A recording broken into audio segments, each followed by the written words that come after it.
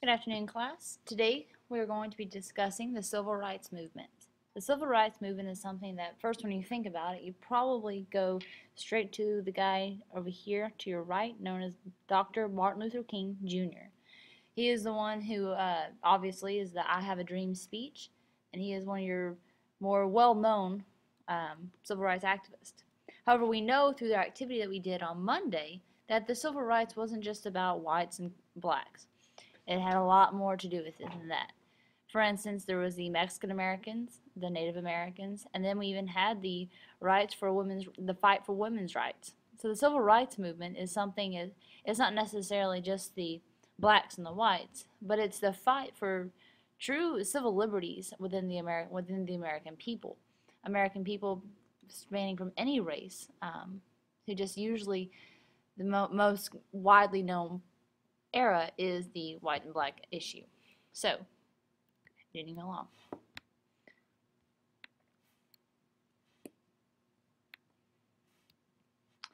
The key concept, nonetheless, that I hope that everyone will walk away with after either viewing this video lecture or sitting through class is just this. I want you to be able to discuss how the civil rights movement evolved during the 1950s and 1960s, and then explain the developments of how different things evolved. And for instance, I would like, this is a great example right here of the African American issues. We had the development through protest, through the Montgomery boycott, the sit-ins, the Freedom Riders.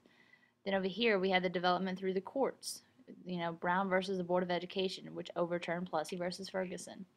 We had the Johnson presidency, the 24th Amendment, evolving into the Civil Rights Act of 1964 and the Voting Rights of 1965. Before we go more further into the actual happening of the civil rights, let's first kind of debrief and reflect on kind of what's the background leading up to this. One part is the Harlem Renaissance. If you remember correctly, the Harlem Renaissance was when the African American culture movement in the 1920s and early 30s that centered around Harlem, New York. It was the Great Migration, the moving from the southern farmers to the northern industrial workers, post World War II and post World War I and pre World War II.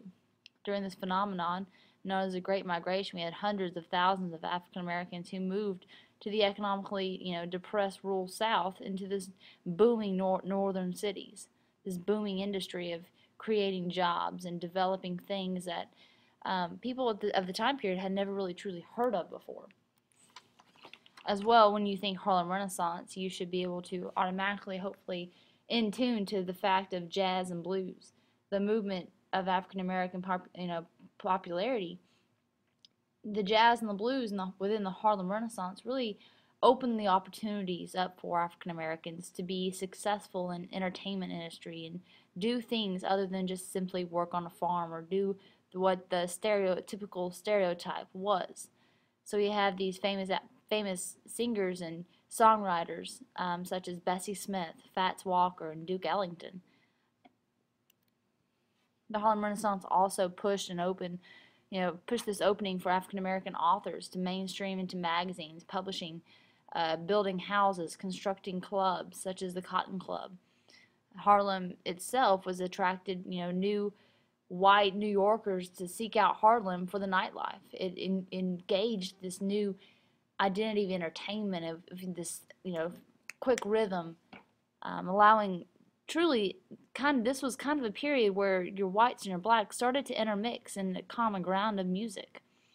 The famous Cotton Club obviously carried into an extreme measures, providing an entertainment for African American and exclusive white audiences. So they're really opening up the opportunities of the desegregation that will follow. Now moving into discussing kind of segregation itself. We have segregation has two parts. The first part is mostly known as pre-World War I. This is your post-Civil War, kind of your Jim Crow laws, really strict, complete separate things. No intermixing, no talking to the other race. just very straightforward, and blacks are on one side, whites are on the other. And it even carried on into the Mexicans. In New Mexico, a lot of Mexican Americans were not given the same rights as well. Native Americans had been thrown in the 1800s into the reservations, and they weren't to cross, and whites weren't to cross into the reservation. Women still at this point in time weren't given opportunities to be successful in a higher end of the industry. So segregation in many aspects it was a stereotype idea, usually known through like the Jim Crow laws of the white and black color issue. African Americans also had the separate schools. They had separate transportation, separate restaurants. Many parks were separate, and white couldn't go to black, and just all those different kinds of things. Separate schools.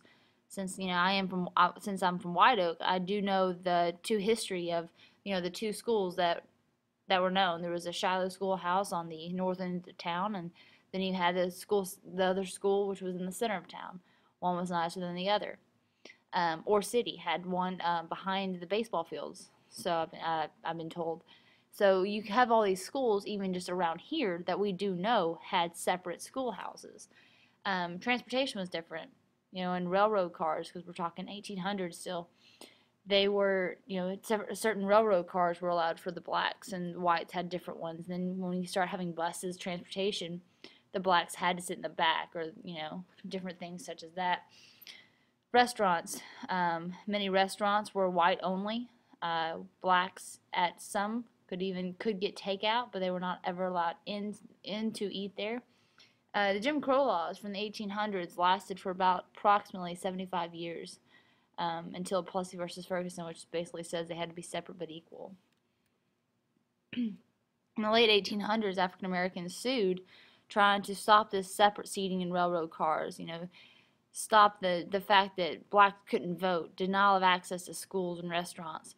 So one of the most famous cases was in 1896, which basically the Supreme Court ruled that blacks had these new separate but equal accommodations, and that they were constitutional.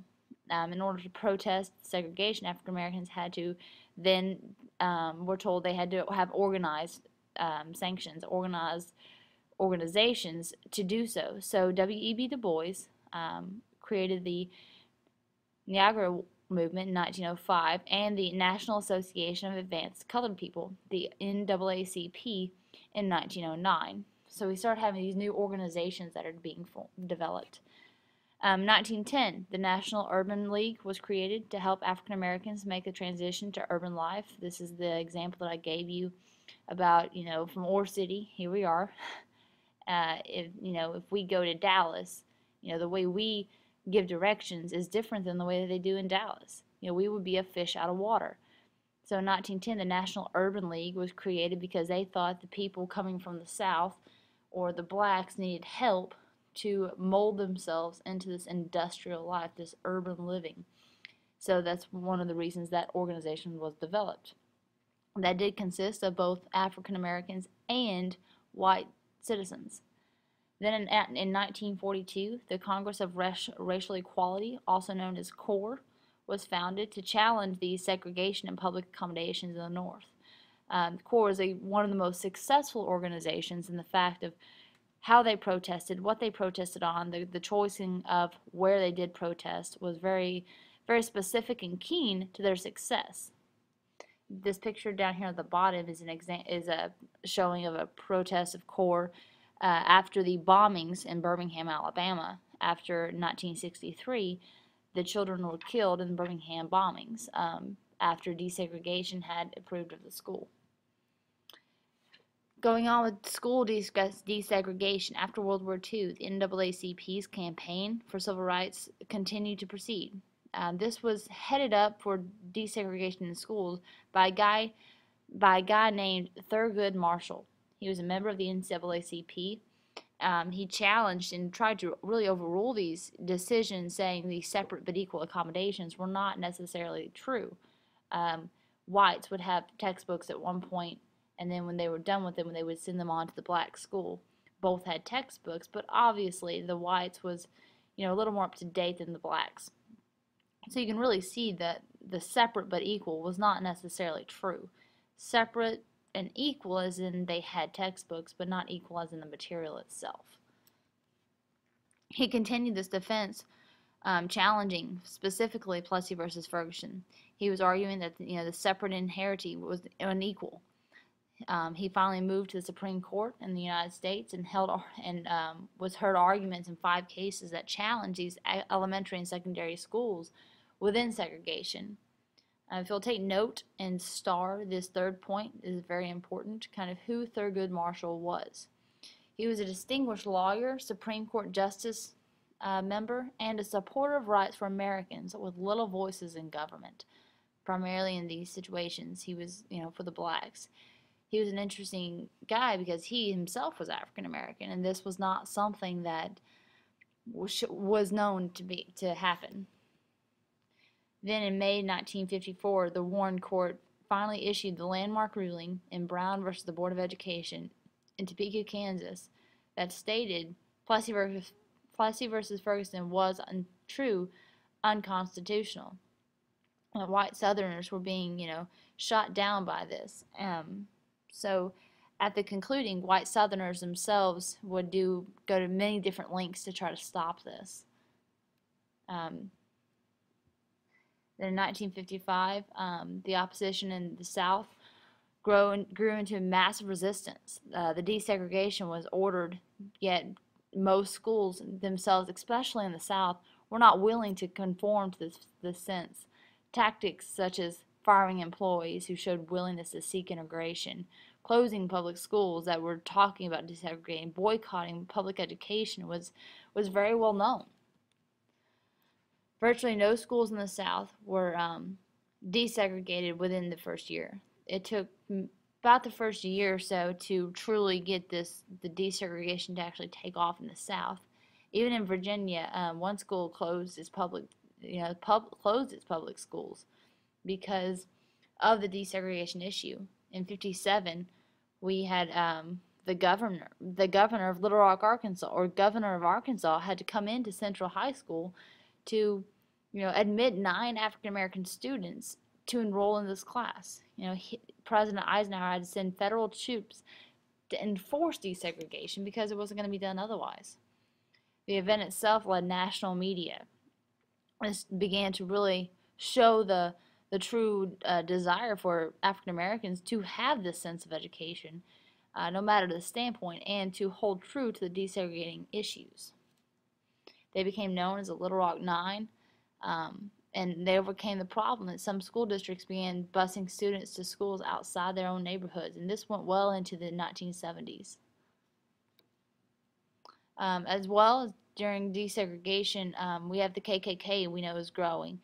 They used violence, the threats. They were more forceful in their actions, and they tried to. They would, come into protest for even public school systems.